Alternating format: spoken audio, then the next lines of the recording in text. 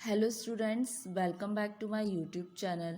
Students, previous वाले video में जो हमारा सब्जेक्ट है बिजनेस एथिक्स, उसमें हमने पढ़ा था ऑर्गेनाइजेशनल कल्चर का कंसेप्ट कि बेसिकली ऑर्गेनाइजेशनल कल्चर क्या होता है। ऑर्गेनाइजेशनल कल्चर क्या होता है? एक अक्यूमुलेटेड ट्रेडिशन होता है ऑर्गेनाइजेशन फंक्शनिंग का, जो कि आधारित होता है सर्टेन वैल्यूज़ पर, नॉर्म्स पे और पॉजिटिव एटीट्यूड्स पे ऑर्गेनाइजेशन की। ठीक है, तो ऑर्गेनाइजेशनल इन्वायरमेंट एक कल्चर बन जाता है जब ये यूज़ किया जाता है मोटिवेट करने के लिए पीपल को जो वर्क कर रहे हैं ऑर्गेनाइजेशन के अंदर, अवॉइड करने के लिए कोई भी फ्रिक्शन, और अडॉप्ट करता है वैल्यूबल ट्रेडिशन को ऑर्गेनाइजेशन के। ठीक है, ये होता है आपका ऑर्गेनाइजेशनल कल्चर।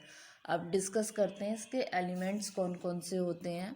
ठीक है, एलिमेंट्स में फर्स्ट एलिमेंट आता है इसका आपका ऑर्गेनाइजेशनल वैल्यूज। जो इसके एसेंशियल एलिमेंट्स हैं वो इस प्रकार हैं। ऑर्गेनाइजेशनल वैल्यूज़ क्या हैं?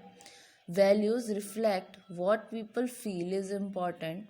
Organisations may have core values that reflect what is important in the organization। देखिए, वैल्यू क्या रिफ्लेक्ट करती हैं कि पीपल क्या फील करता है जो कि इम्पॉर्टेंट है किसी भी ऑर्गेनाइजेशन के लिए।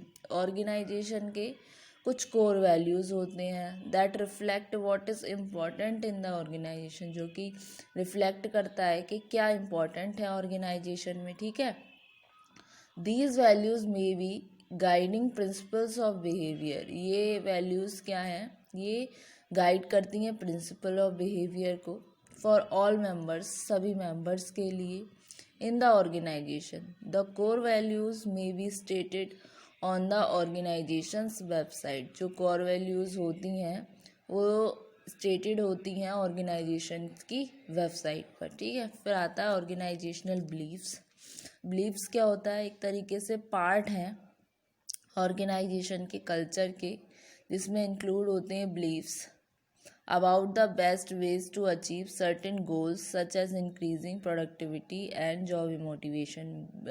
विश्वास क्या होते हैं? एक तरीके से पार्ट होते हैं ऑर्गेनाइजेशन के कल्चर के, जिसमें इंक्लूड होते हैं विश्वास, जो बताते हैं कि क्या बेस्ट तरीके हैं अचीव करने के लिए कुछ निश्चित गोल्स, जैसे कि increasing productivity and job motivation. फिर आता है ऑर्गेनाइजेशनल नॉर्म्स। ऑर्गेनाइजेशनल नॉर्म्स क्या है? नॉर्म्स रिफ्लेक्ट करते हैं टिपिकल एंड एक्सेप्टेड बिहेवियर को किसी ऑर्गेनाइजेशन में। They may reflect the values and believes of the organization, जो कि रिफ्लेक्ट करते हैं वैल्यूज़ को और बिलीव्स को ऑर्गेनाइजेशन की। They may reflect how certain task are generally expected to accomplished. ये रिफ्लेक्ट करते हैं कि कैसे कुछ निश्चित टास्क जनरली एक्सपेक्टेड किए जाते हैं गोल्स को अकम्पलिश करने के regarding. The attributes of the work environment. ठीक है, the typical ways that people communicate in the organization and the typical leadership style in the organization। ये क्या है? एक तरीके से टिपिकल वे है, तरीका है जिससे कि पीपल कम्युनिकेट कर सके ऑर्गेनाइजेशन में। और क्या है? एक टिपिकल लीडरशिप स्टाइल है ऑर्गेनाइजेशन में। ठीक है, फिर आता है आपका हीरोज। हीरोज क्या है? Heroes in a culture are heroes is a culture are named people who act as prototypes और idealized examples। हीरो क्या है? इसे कहते हैं ना, मतलब एक हीरो यानी कि एक तरीके से आइडियलाइज्ड एग्जाम्पल हो गया, जिसको हम आदर्श के रूप में एग्जाम्पल ले सकते हैं। जैसे कंपनी में कोई एम्प्लॉय है, वो एक तरीके से आइडियलाइज्ड एग्जाम्पल है, कल्चरल मेंबर है जो लर्न कर रहा है, करेक्ट कर रहा है, परफेक्ट बिहेवियर लर्न कर रहा है, तो वो क्या हो गया? एक आइडियल पर्सनालिटी हो गया, इसलिए उसको क्या बोला गया? हीरोज। तो ये क्या है? बेसिक एलिमेंट्स हैं आपके ऑर्गेनाइजेशनल कल्चर के, जिसमें आपके हैं organizational values, organizational believes, organizational norms और हीरोज। ठीक है, ये हैं आपके एलिमेंट्स क्या क्या होते हैं। अब स्टूडेंट्स, अब आते हैं क्या क्या फंक्शंस होते हैं आपके ऑर्गेनाइजेशनल कल्चर के। ठीक है, अब आते हैं स्टूडेंट फंक्शंस क्या क्या होते हैं आपके ऑर्गेनाइजेशनल कल्चर के।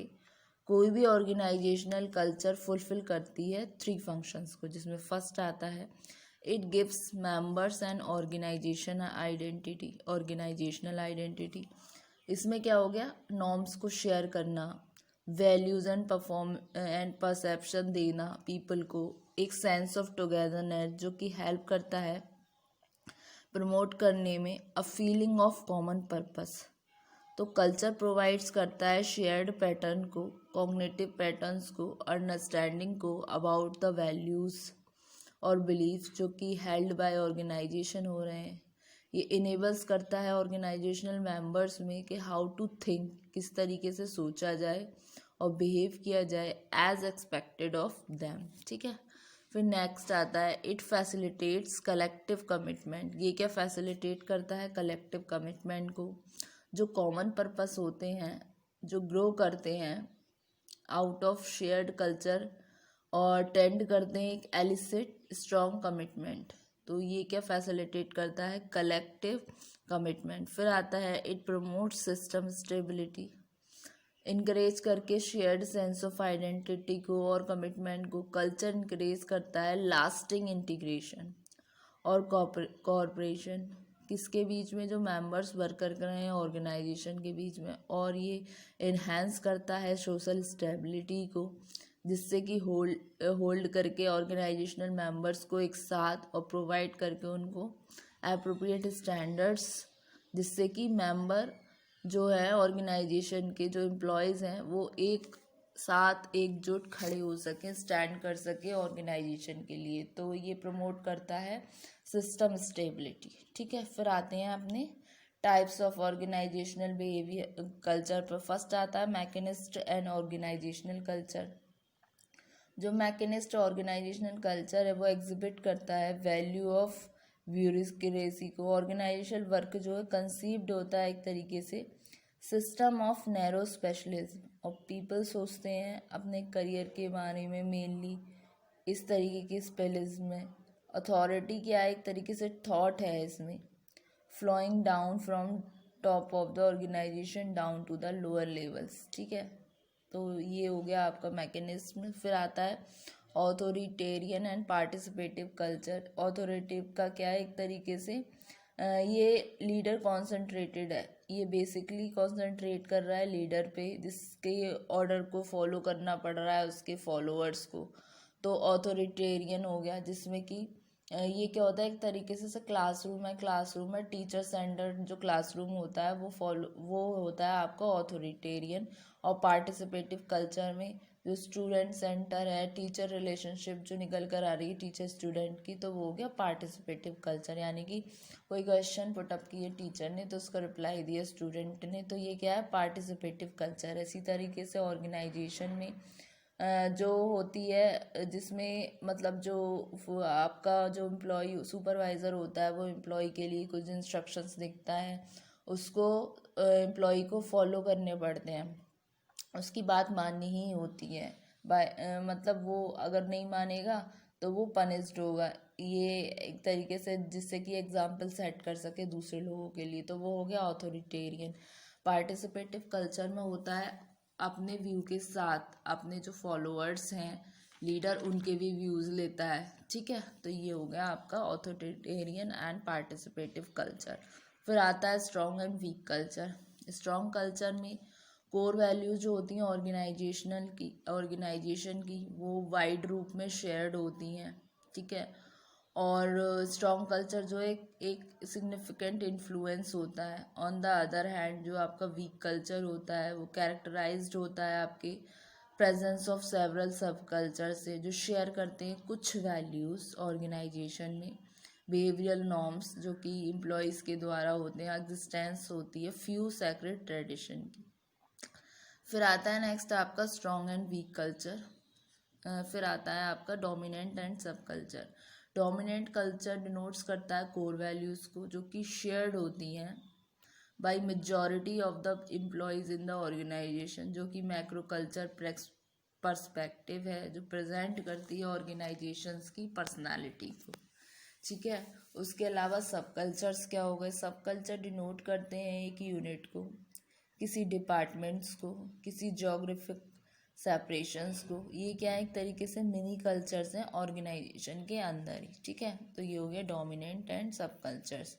तो टाइप्स ऑफ ऑर्गेनाइजेशनल कल्चर में फर्स्ट आया आपका मैकेनिस्ट और ऑर्गेनिक कल्चर, फिर आपको ऑथोरिटेरियन एंड पार्टिसिपेटिव कल्चर, फिर था आपका स्ट्रॉन्ग एंड वीक कल्चर, फिर था आपका डोमिनेंट एंड सब कल्चर। तो स्टूडेंट्स, आज के वीडियो हमने एलिमेंट्स ऑफ ऑर्गेनाइजेशनल कल्चर के बारे में पढ़ा और फंक्शंस के बारे में पढ़ा। बेसिकली इसके सिर्फ 3 ही फंक्शन होते हैं, जो कि हैं it gives members and organizations identity, organizational identity, it facilitates collective commitment, it promotes system stability. 3 main हमने फंक्शंस के बारे में पढ़ा जो किसी भी तरीके की ऑर्गेनाइजेशन हो, ठीक है, चाहे छोटी हो या बड़ी हो, माइक्रो लेवल पे हो या मैक्रो लेवल पे हो, वो अडेप्ट करती है इन फंक्शंस को ऑर्गेनाइजेशनल कल्चर में। फिर नेक्स्ट आता है टाइप ऑफ ऑर्गेनाइजेशनल कल्चर,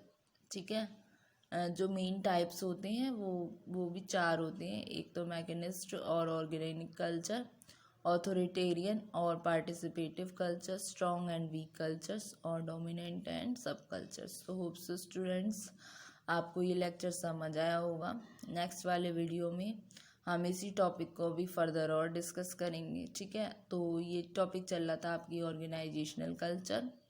कल के वीडियो में मैंने ऑर्गेनाइजेशनल कल्चर का कंसेप्ट समझा दिया, बाकी का जो था आपका एलिमेंट्स और इसके जो मेन फंक्शंस थे और इसका जो टाइप्स था वो आज हमने डिस्कस किया है।